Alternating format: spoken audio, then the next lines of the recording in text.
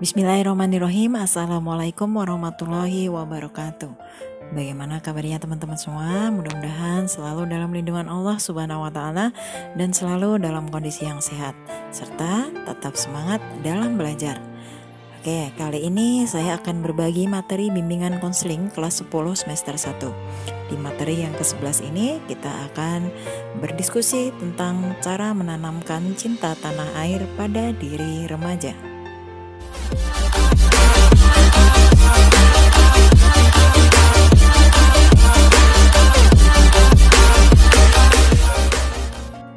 Untuk yang pertama kita akan melihat pengertian dari cinta tanah air. Cinta tanah air merupakan perasaan yang harus dimiliki dan menjadi bagian di setiap individu untuk negara dan bangsanya. Sikap cinta tanah air yang dimiliki oleh setiap individu dapat tercermin dari perilaku untuk membela dan melindungi tanah airnya, rela berkorban demi kepentingan bangsa, mencintai adat, budaya, serta lingkungan. Dalam buku Merajut Kembali ke Indonesia Kita oleh Sultan Hamengkubuwono ke-10, cinta tanah air adalah cara berpikir, bersikap, dan berbuat yang menunjukkan kesetiaan, kepedulian, dan penghargaan terhadap bangsa, seperti sikap terhadap bahasa, lingkungan, sosial, budaya, ekonomi, dan politik bangsa. Cinta tanah air juga sebagai perilaku untuk mencintai wilayah nasional sebuah bangsa, sehingga harus selalu siap membela tanah air Indonesia terhadap segala bentuk intervensi maupun tantangan dari siapapun. Selanjutnya kita akan membahas tentang makna cinta tanah air. Tanah dan air adalah dua elemen penting dalam kehidupan. Tanah adalah tempat manusia berpijak, dan dari tanahlah manusia berasal, kepada tanah pula akhir dari manusia. Sedangkan air adalah satu-satunya hal yang membuat kita bisa hidup di bumi ini. Sebegitu pentingnya tanah air, tidaklah berlebihan apabila kedua kata tersebut digunakan untuk menyebut negeri tempat kita hidup, tempat kita berawal dan berakhir. Apabila kita lahir, hidup, dan berakhir di Indonesia, maka layak disebut apabila kita bertanah air Indonesia. Sedangkan cinta tanah air adalah sebuah ungkapan yang berarti kecintaan pada negeri tempat kita menjalani kehidupan dari lahir hingga akhir hayat. Selain itu, cinta tanah air juga diartikan sebagai rasa cinta yang sesungguhnya mengandung unsur kasih sayang terhadap tanah air, di mana rasa cinta itu menimbulkan keinginan untuk menjaga, melindungi, dan membela dari semua ancaman. Cinta tanah air juga berarti rela berkorban untuk kepentingan tanah air. Rasa tersebut lahir dari dalam hati nurani seorang warga negara untuk mengabdi, memelihara, membela, melindungi tanah airnya dari segala mara bahaya. Lebih dari itu, cinta tanah air juga merupakan sebuah kebanggaan, rasa memiliki, rasa menghargai, menghormati, dan loyalitas, sehingga menimbulkan keinginan untuk merawat dan membela tanah air. Dari semua definisi di atas, semuanya merujuk pada ungkapan bahwa kecintaan itu menimbulkan rasa memiliki dan ingin melindungi apa yang kita miliki. Nah, seperti apa contoh-contoh sikap cinta tanah air? Dahulu kala, contoh sikap cinta tanah air ditunjukkan oleh para pahlawan bangsa dengan sikap rela berkorban melawan para penjajah dan berusaha merebut kemerdekaan Indonesia. Tujuan utama dari perwujudan rasa cinta tanah air tersebut adalah mencapai kemerdekaan Indonesia. Pada tahun 1945, tanggal 17 Agustus, Proklamasi Kemerdekaan Indonesia menyatakan Indonesia telah merdeka. Lalu, apakah para pahlawan berhenti berjuang? Tentu saja tidak. Di masa setelah itu, Indonesia masih banyak mendapat ancaman dari pihak luar. Saat itulah rakyat Indonesia masih tetap berjuang mempertahankan kemerdekaan. Lalu bagaimana pada saat ini? Saat Indonesia sudah tidak dijajah di bawah kolonialisme bangsa lain, apakah perjuangan sebagai wujud rasa cinta tanah air itu masih dilakukan? Walaupun saat ini kita hidup di masa setelah Indonesia merdeka, kita masih tetap harus berjuang seperti yang dilakukan para pahlawan. Akan tetapi dengan cara yang berbeda. bukan lagi mengangkat senjata dan pergi ke medan perang. Saat ini dengan semangat yang sama, yaitu kecintaan pada tanah air, kita bisa melakukan banyak hal untuk menjaga dan melindungi bangsa kita dari berbagai ancaman. Karena pada saat ini justru lebih banyak hal yang harus kita perhatikan, kita jaga, dan kita lindungi. Oleh karena itu, berikut ada beberapa contoh sikap cinta tanah air yang bisa kita lakukan dalam kehidupan kita sehari-hari. Yang pertama, bangga sebagai bangsa Indonesia. Salah satu contoh sikap cinta tanah air adalah bahwa kita sebagai warga negara harus merasa bangga terhadap tanah air Indonesia. Rasa bangga itu tentu saja tidak akan muncul tanpa adanya rasa memiliki. Dan siapa lagi yang akan merasa memiliki tanah air jika bukan rakyatnya sendiri? Sebagai wujud dari rasa bangga itu, kita harus menampilkan identitas kita sebagai rakyat Indonesia yang cinta pada tanah air. Tidak perlu merasa malu atau menyembunyikan asal kita di mata dunia. Kemudian yang kedua, menjaga nama baik tanah air Indonesia. Dengan rasa cinta tanah air kepada bangsa Indonesia, kita akan secara otomatis menjaga nama baik Indonesia baik di dalam negeri maupun di luar negeri. Sebetulnya tidak hanya para atlet yang berjuang meraih kemenangan pada event-event internasional seperti Olimpiade, SEA Games, dan Asian Games yang mengharumkan nama Indonesia di kancah internasional yang bisa dikatakan menjaga nama baik Indonesia. Menjaga nama baik Indonesia bahkan bisa dilakukan di setiap lingkup kehidupan oleh setiap komponen masyarakat.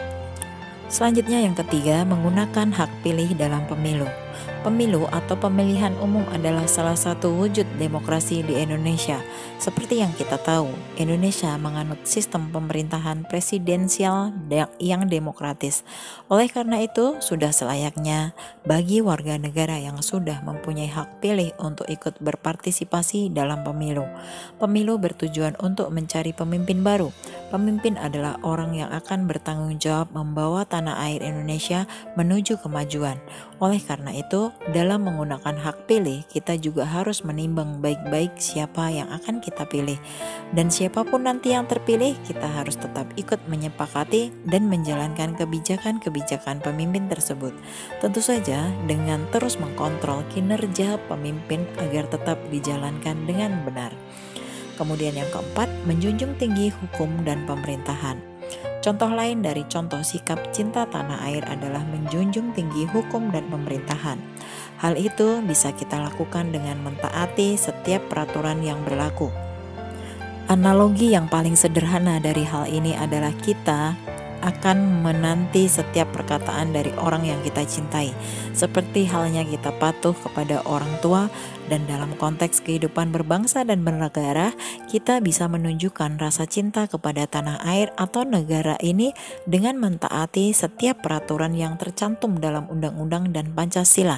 Seperti yang kita tahu, Indonesia memiliki makna Pancasila sebagai ideologi negara Indonesia dan pokok pikiran dalam pembukaan Undang-Undang Dasar 1945.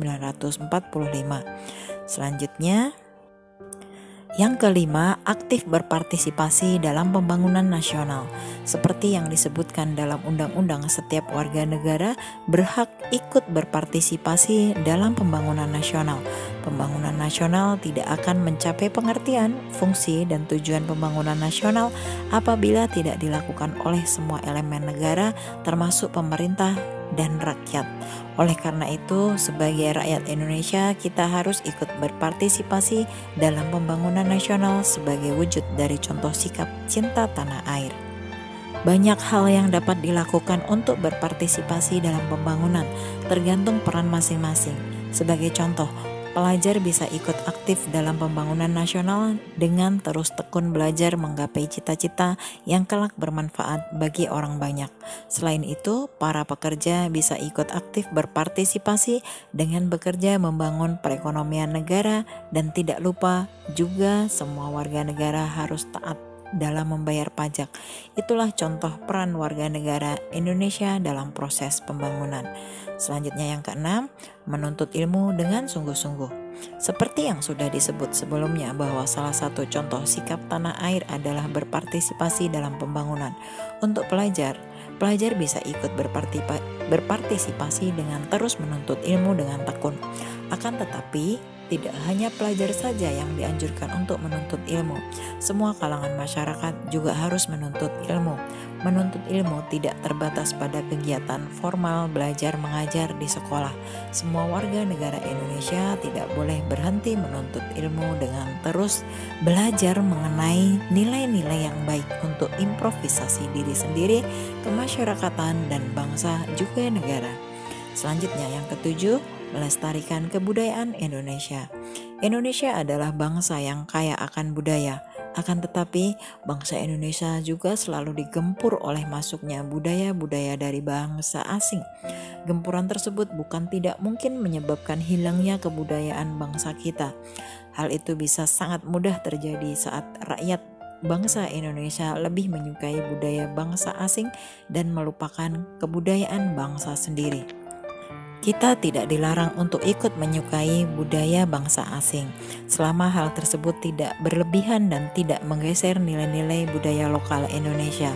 Kita juga sebenarnya bisa mengambil nilai positif dari kebudayaan bangsa lain demi perbaikan bangsa kita, selama itu sesuai untuk diterapkan.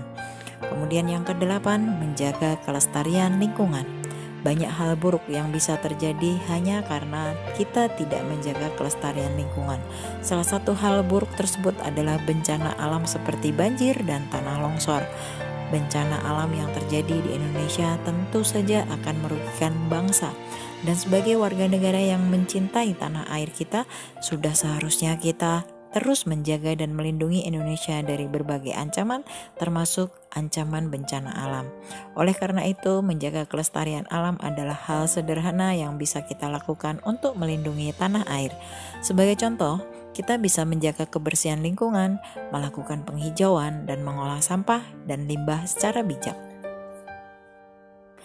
Kemudian yang kesembilan, menciptakan kerukunan antar umat beragama. Indonesia adalah negara yang terbentuk di tengah keberagaman. Salah satunya, Indonesia mempunyai agama yang berbeda-beda. Persatuan dan kesatuan bangsa tidak akan terjadi tanpa adanya tenggang rasa atau kerukunan antar umat beragama sebagai wujud dari contoh sikap cinta tanah air. Selanjutnya, yang ke-10, hidup rukun dan gotong royong. Contoh sikap cinta tanah air tidak hanya menunjukkan kecintaan kita terhadap negara.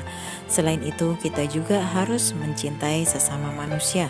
Seperti yang kita tahu, manusia adalah salah satu unsur penting dalam negara selain pemerintahan dan wilayah. Oleh karena itu, kita harus senantiasa hidup rukun dengan menerapkan asas kekeluargaan. Kita juga harus selalu menerapkan semangat gotong royong seperti para pendahulu kita. Saat ini kita mendapat ancaman besar dari dalam negeri sendiri dalam wujud individualisme. Individualisme adalah salah satu akibat tidak menerapkan asas kekeluargaan. Dan bagaimana persatuan akan terjalin tanpa hal tersebut? Bagaimana cara menanamkan sikap cinta tanah air pada diri remaja? Semangat cinta tanah air harus ditanamkan sejak dini, terlebih anak-anak, sehingga anak-anak sudah mengenal Indonesia dan memiliki rasa cinta pada bangsa dan negara. Nah, dilansir dari Kementerian Pendidikan dan Kebudayaan Republik Indonesia, untuk menanamkan semangat cinta tanah air kepada anak-anak dan remaja terdapat 4 metode, yaitu yang pertama, metode bernyanyi. Anak-anak dan remaja paling suka bernyanyi, sehingga putarlah lagu-lagu nasionalisme untuk dinyanyikan bersama. Dengan menyanyikan, anak-anak akan cepat tahu dan hafal. Dengan cara ini, anak-anak akan akrab dan hafal lagu-lagu nasional. Maka timbullah semangat mencintai tanah air yang tertanam dalam benak anak-anak. Kemudian yang kedua, dengan metode wisata. Setiap kali mengajak anak-anak dan pelajar wisata, ajaklah ke tempat-tempat bersejarah atau museum perjuangan. Di tempat tersebut bisa dijelaskan banyak hal tentang perjuangan. Hal ini menjadi penting karena anak-anak dan remaja akan selalu mengingat kesan dan pesan selama mereka berwisata.